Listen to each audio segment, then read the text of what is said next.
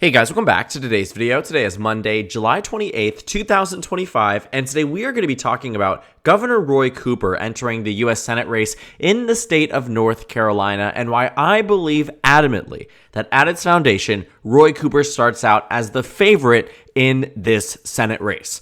Now, I've been making videos for a while talking about all of this media speculation around North Carolina, not only on the Democratic side with Governor Cooper entering into the race, but also on the Republican side, as there are a number of contenders that were open to the idea of running, to which now we are seeing Michael Whatley, who stands to be the RNC chair today, now announcing that he's going to be running for Senate in the 2026 election year. And with all this conversation around who might run, who might not run, Roy Cooper has always been the main candidate that Democrats have wanted in this race. There was a former U.S. Representative, Wiley Nickel, who entered into the race about 6 months ago. He had started off saying that he was going to run for Senate, to which he has now dropped out of the race and endorsed Roy Cooper, clearing the pathway in this Democratic primary.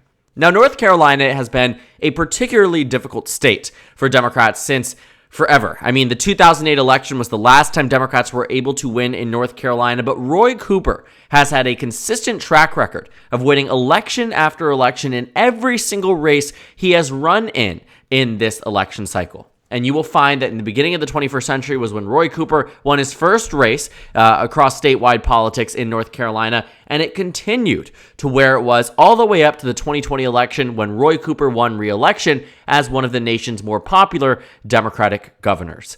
Now that he's running for U.S. Senate, I want to really unpack exactly what has been driving my motivation when we look at Senate maps like this, which is the current composition of power in the U.S. Senate on both sides of the aisle. Democrats are in this position where they're at 47, Republicans are at 53. But specific to North Carolina, I have been pretty consistent that ever since Roy Cooper has floated with the idea of running for Senate, that my expectations are that Democrats win this seat as their first statewide victory for a nationalized race since the 2008 election.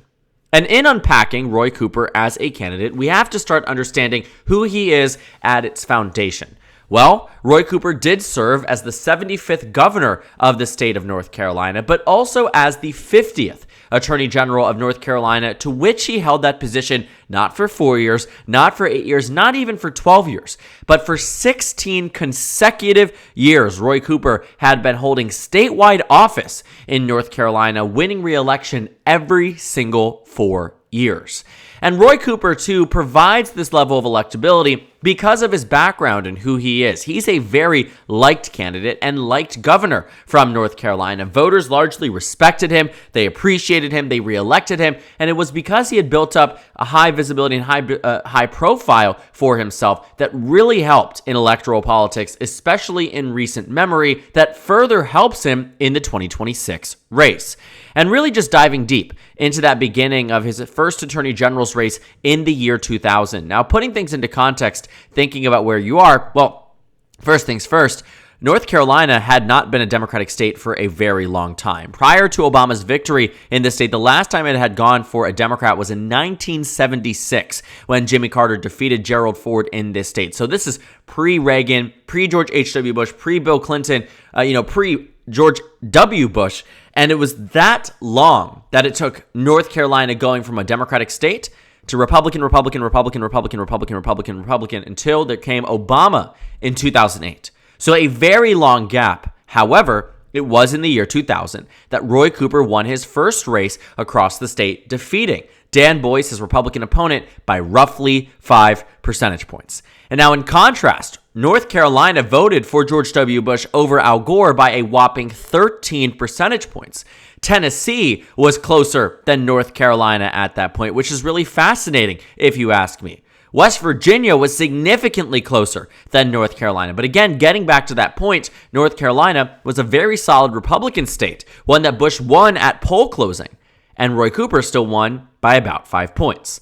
Then 4 years later, he won by even more on the same ballot that we saw George W. Bush win against John Kerry in North Carolina by a whopping 12 points.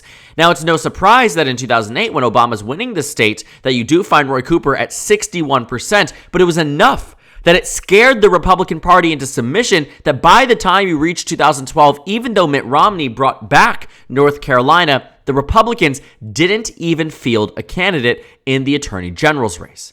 He was the only one that decided to run because Republicans knew they weren't beating Roy Cooper across the state. Then fast forward to 2016. He decides to run for governor against the incumbent Republican, who actually had won his election in the 2012 race by a pretty significant amount, outpacing that of the Republican nominee, Mitt Romney. You will find that this governor's race went to Pat McCrory by a whopping 11 percentage points across the state. 11 percentage points against, guess who? The incumbent lieutenant governor who had won his election in the 2008 race. So keeping in mind, you have an elected statewide Democrat running against Pat McCrory in 2012. Pat McCrory wins by about 11, 12 points. Then fast forward 4 years later, only one candidate can really bring down the race. And this is actually a better margin than Romney's. And of course, you guessed exactly who it is. It's going to be Roy Cooper. Then 4 years later, he wins re-election by a rout 4 to 5 points. Again, no surprise to anyone there. Donald Trump still wins the state. Republicans win the Senate race. They win the majority of House seats, but Roy Cooper pulls out ahead in the general election. And so now he's running for Senate after a very long track record, an undefeated track record since the 1980s when he first started in elected office. Thinking about how long ago he had been elected to the state house, then the state senate, then the attorney general's office, then the governorship. I mean, Roy Cooper, you could not have found a better candidate for Democrats in this election cycle.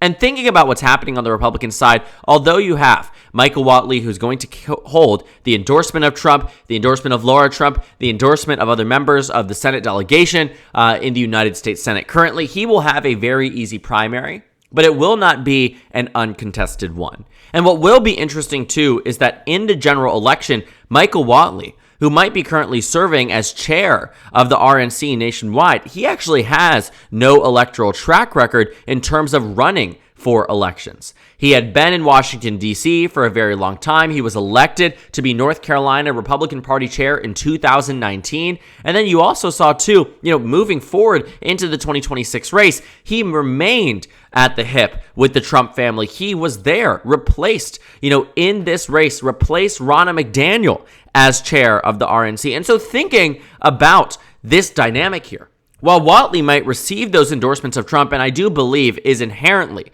a better candidate than Laura Trump, who I do not think would have been able to have any distance between herself and the president of the United States, at which this point I think is necessary. I'm not as confident that Whatley is the nominee that Republicans need to take on Roy Cooper. While I do think he is a better nominee, anything is better than the candidate who would have lost this race by a way more significant margin than I think any other Republican when it comes down to it. And that is the fundamental difference here. Whatley might bring Republicans slightly closer to victory. I think in my last video, I estimated 5 to 10% chance it was going to be Laura Trump, maybe 30% chance it's going to be Michael Whatley. But in a state that Democrats have not won on a nationalized statewide race since 2008, Republicans undoubtedly should be the favorites. I mean, the fact remains that it is going above and beyond, not just that Roy Cooper is doing well, but that he maintains this frontrunner status because Republicans don't really know how to go up against Roy Cooper. In some cases, they've even completely capitulated and said, we won't even run somebody against Roy Cooper because that's how strong of an electoral juggernaut that he is. Now, I don't want to confuse this with my expectation that North Carolina will be anything more for Democrats than a lean Democratic state. By percent chance of victory, you have a higher chance Roy Cooper wins than you do in terms of overall predicted margin. But I do think predicted margin is important in understanding the dynamics and the limitations of this race. North Carolina is still a red state. Coming off the last presidential election, Donald Trump won it.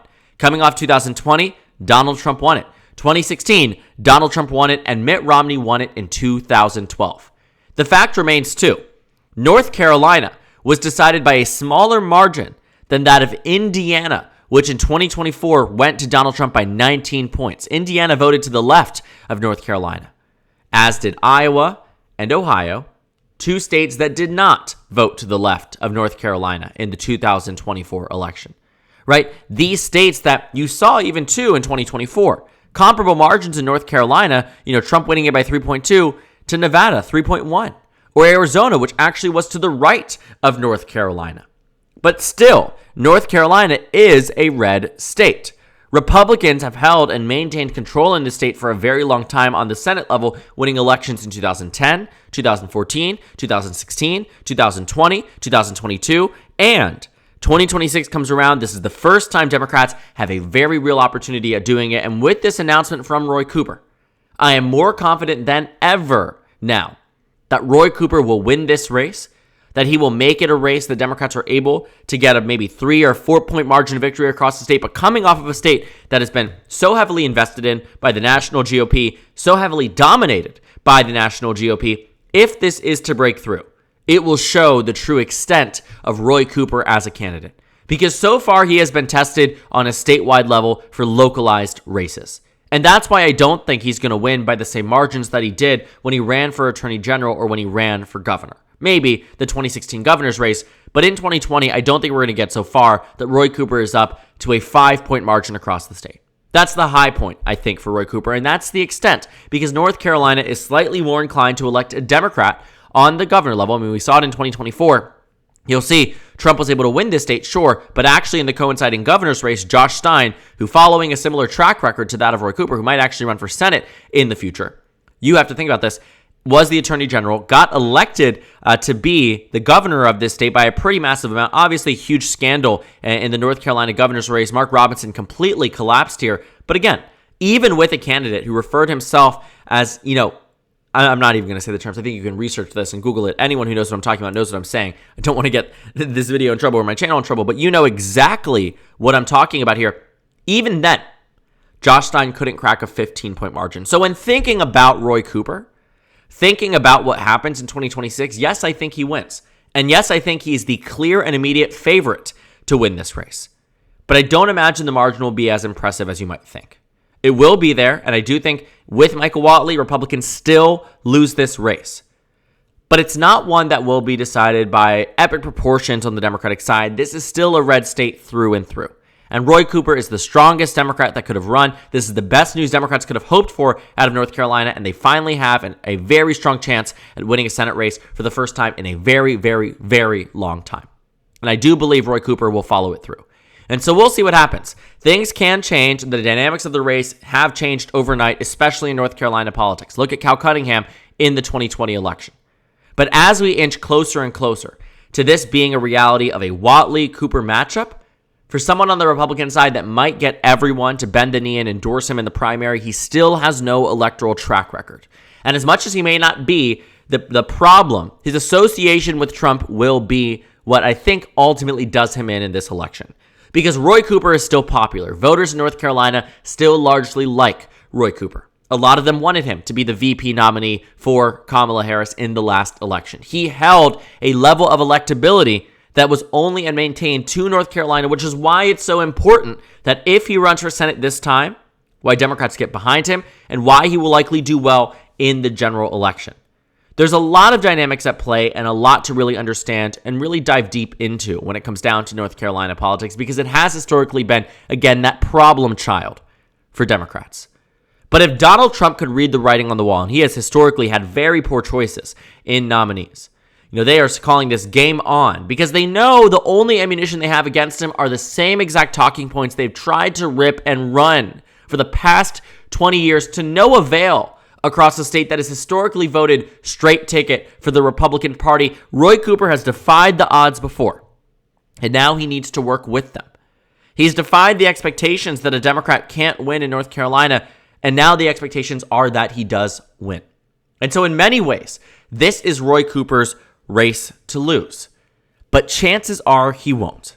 And looking at the dynamics that have unfolded thus far in North Carolina, and historically speaking, how interesting, some of these candidates have been on the Republican side. Many of them survived because of luck of the draw of when their election was. 2014, 2016, 2020, years that happened to coincide with victories on the national level or unpopular Democratic incumbents. 2022, this is the first time North Carolina will have a Senate race amongst a Republican incumbent since 2008. This is the first time that will take place, or a midterm, even not 2008, because that wasn't even a midterm. You'll have to look back and see that it was probably, maybe 2002? Even then, we saw that Elizabeth Dole won by 8.6%. That's interesting, though. 2008, I thought it was 8.6, 8.5. Very close. I was remembering looking at that margin. Again, looking at this, though, the last time there was a Senate race in North Carolina with a Republican incumbent was in 2002. And 24 years later, Democrats might make history and win this state for the first time in a very long time, and it will be the same exact seat. The Democrats lost in 2002 when the midterm actually was not advantageous to the Democratic Party, so keep that in mind too. But thinking about where they are, thinking about what the race looks like, thinking about what 2026 will end up being with Roy Cooper, I'd much rather be a Democrat than a Republican in North Carolina, especially in this race. And while things can change, I'm betting that the same playbook that's been run against Roy Cooper for 20 years won't land yet again, and Roy Cooper will more likely than not be the next U.S. Senator from North Carolina. So thank you guys so much for watching this video. Make sure to comment down suggestions below. Subscribe on the left if you haven't already, and check out the Instagram and Twitter. At the top left of the screen, there's also a Discord server for you to go ahead and join. On the screen, there's a video for you to watch and then a playlist for my 2026 Senate election analysis videos. Again, thank you guys so much for watching, and I will see you all later.